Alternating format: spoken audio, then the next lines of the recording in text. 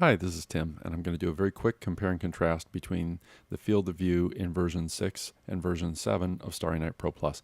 I've got both applications running at the same time on the same computer. That's not a problem. I've already pulled up M42 in both applications, and I've already selected my telescope and camera combination. In this case, it's an apochromatic refractor with a Canon EOS camera.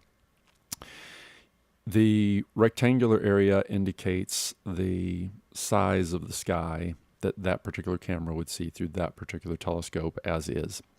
There's this extra column out here with the word none all the way down it, and that's if I want to apply some sort of a modifier that's going to alter the angle of view or field of view that I'm going to see. So if I click on that word, I see my list of barlows here and my list of focal reducers here. The word none is checked, meaning I'm not applying anything. If I wanted to see what that would look like if I put my camera on a TeleView PowerMate 2x and just click that, it says, that's the smaller, tighter angle of view that I'm going to get if I use that option. I could also use a focal reducer, and I could also just turn it off completely.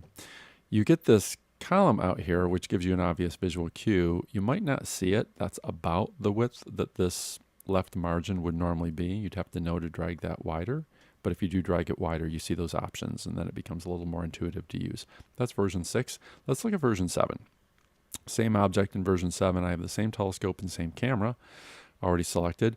But this time, if you look, you'll notice I don't see any extra information, and I can stretch that margin out wider or narrow. It doesn't matter.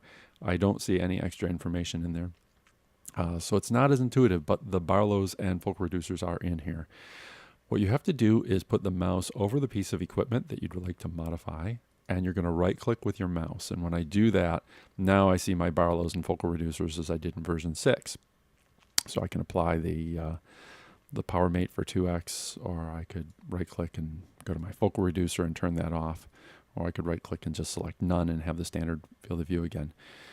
So no obvious visual cue in the user interface to click on with your mouse, other than to realize that you're actually supposed to just put your mouse on the actual piece of equipment that you'd like to modify and right click to make that context menu pop up.